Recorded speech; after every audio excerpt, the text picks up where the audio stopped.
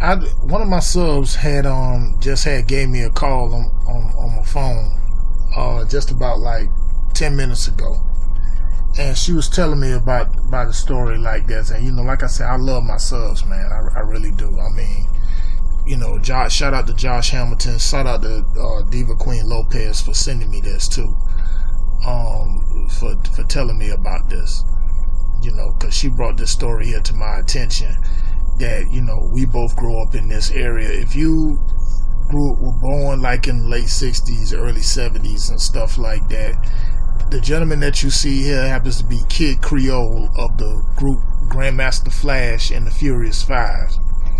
Well, this is not something for nostalgic type purposes. Unfortunately, I have to come here and I have to deliver some news, as Kid Creole, who's right now at the age of 66, has been charged with murder of a homeless man in New York. So I went and I dug up the link, and this is the story. That's what comes up. Let me just take it to you right here, because I grew up on their songs and all that. I grew up on everything. Rapper Kid Creole was taken into custody and charged with the murder of a homeless man in Midtown East Tuesday night, which was yesterday. Creole, 66, formerly of Grandmaster Flash and the Furious Five, is also known as Nathaniel Glover. That's his real name.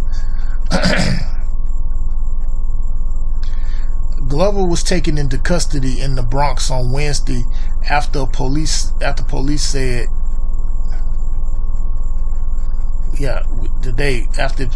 he got into a street dispute with a homeless man. The homeless man being a level 2 sex offender on East 44th Street at 3rd Avenue. Now, during the fight, the homeless man was stabbed. The 55-year-old homeless man was found lying on the sidewalk, and at first they thought he was drunk until they saw the stab wound. And you can see there's the picture of, that's how it was back in those days.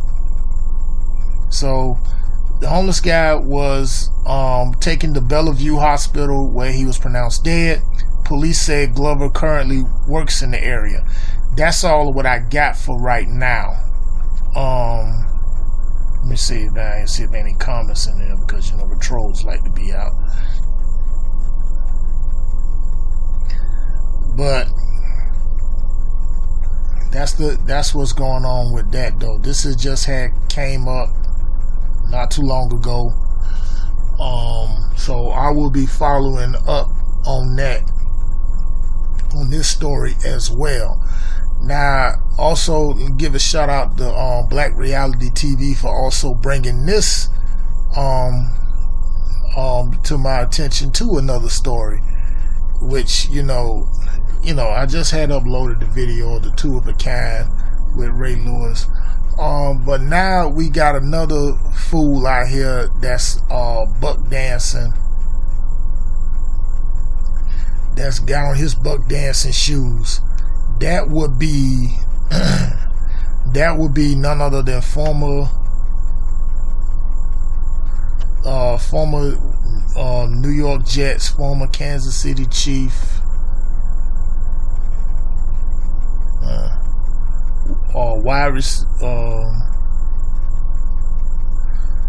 former Kansas City Chief head coach Herm Edwards. I'm gonna leave the link in the description for that. Is he buck dancing? He's saying that Colin Kaepernick disrespected the flag, and he's full of shit. I used to like Herm Edwards, man, when he coached the Jets and the coach the Chiefs. He was a no nonsense type coach, but this right here, but let me just go somewhere else. There's something I'm gonna just talk about that's a little bit more closer to home for me here in Miami. And like I say, cats don't be understanding, or this what's going on right now since yesterday. The Miami-Dade Detention Center is locked down after 4 inmates OD'd on synthetic drugs. Now, shoot, if you ain't never been in Dade County area, synthetic drugs is a big thing. You know, we got people down here that smoke incense, bath salts. You know, because the shit. But you know, it's like the heroin epidemic here in South Florida is mostly like in Palm Beach County. You know, near Mar-a-Lago. Ain't that's where a certain somebody go play golf at? I'm just saying. But then again, I digress. Let me just get on into this right quick. The Miami-Dade Pretrial Detention Center, I know a lot of my friends, myself included, was there back in the days, was on lockdown after several inmates experienced serious seizures, according to the Miami-Dade police. Authorities at the scene told reporters that 4 inmates appear to have overdosed on a synthetic drug. Nah, jackasses, of course they did. Miami-Dade's correction spokesperson Juan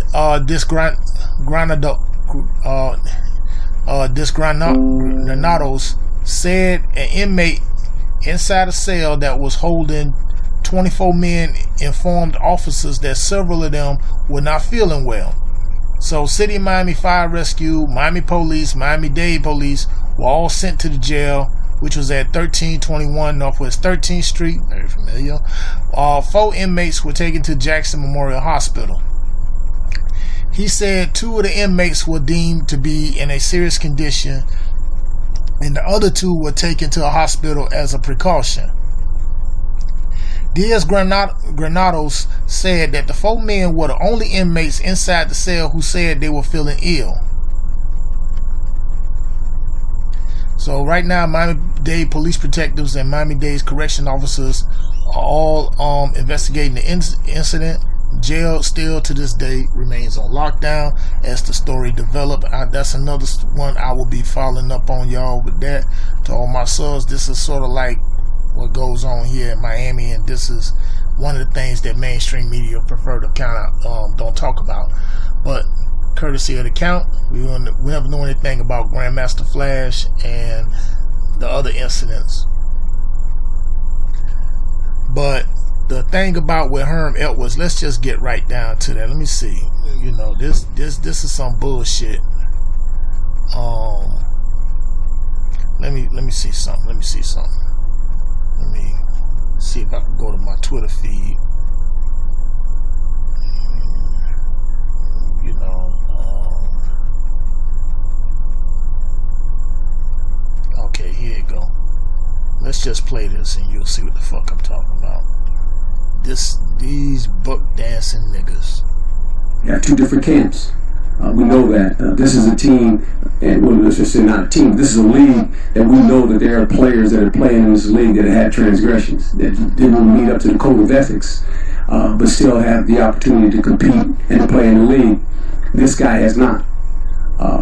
He basically protested a non-violent way, but basically he didn't respect the flag, and it tells you a lot about America. Yeah. You know, whether right, wrong, or different, what side you fall on, it doesn't matter. I know this, that he's sitting in a situation now where basically it's an owner's decision. It's not a coach's decision. Let's don't put it on the coaches, because if you're truly trying to compete at every position and you're trying to upgrade your rosters at every position, then coaches want the best players. As long as they conform to obviously the expectations of that organization. With that being said, you think about 100 quarterbacks are in camp. He's not one of the 100. Yeah, getting an opportunity to compete. Pretty wild. Okay, and we can say the fans are mad at him and disgruntled. Jersey sales is what, number 39. Yep. So you know, we can make excuses for it, and I get it. I was there the night that the Philadelphia Eagles signed Michael Vick after he was incarcerated. Yep. Rightly so. And I can remember being in Philadelphia doing the game in the preseason when they called up to the box and said, "Hey, we're going to sign Michael Vick." And when they said that, the cell phones went dead because there were so many people on cell phones just, tweeting it out, whatever they were doing, because Michael Vick was going to sign with Philadelphia. So we'll see where this goes. Hopefully this guy will get an opportunity. This would be a good landing spot for him as well as an organization as well. All right, that was former New York Jets head coach, former Kansas City Chiefs head coach, Herman Edwards. It seemed like he found a pair. He went and bought him a pair of buck dancing shoes too. It makes me sick to my stomach just to even hear that. But you know, it is what it is when it comes down to that though. But it's just like what Jason Black say, man. You know, see, you got these old niggas out here. See, they look at the young ones as being a threat to them, a threat to their status and a threat to their livelihood. All this concerted effort, as I stated before, to try to keep Colin Kaepernick from not coming into the NFL, from being signed by a team. You know, the caper tricks continue. The only bright spot of this, Terrell Suggs, shout out to Terrell Suggs, I got to say this one more time for keeping it 100, saying that he want Kaepernick there. Same thing with the DB for the Ravens. And now John Harbaugh, which I believe probably got pressured by his brother Jim, want him there. Ozzie Newsome wants him there. The only one who don't want him there is the one who signs their checks, and that's Steve Bitch Scotty. You know, now Herm Edwards, he wants to take his little pot shots at him, which I find very asinine on his part. But you know what? The buck dancing and the cooning ain't gonna save you, and it's gonna stop here. You know, cut the bullshit, Herm. What flag he disrespected? That's not even a fucking flag. It's a Star-Spangled Banner. And banners represent corporations. See, you know, I'm just like, I'm so much over this though. But these are 2-3 of the stories. I just decided to combine them all here. The breaking news, the big one, let's just stay on point. Grandmaster Kid Creole of Nathaniel Glover, otherwise known as Kid Creole of Grandmaster Flash and the Furious 5, was arrested and charged with murder of a homeless man. Homeless man, by the way, is a level 2 sex offender. Shit.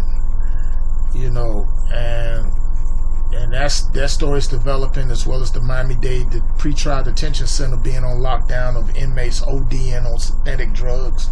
Now, with that story there, notice they didn't mention the inmates' names or faces. So I'm assuming they're either white or white Hispanics. Keep that in mind. Well, let me know what y'all think about Coon Edwards and all this in the comment section. And I'll be back later on with day 2 of my series for the month of August. My Harus don't appear on a stamp.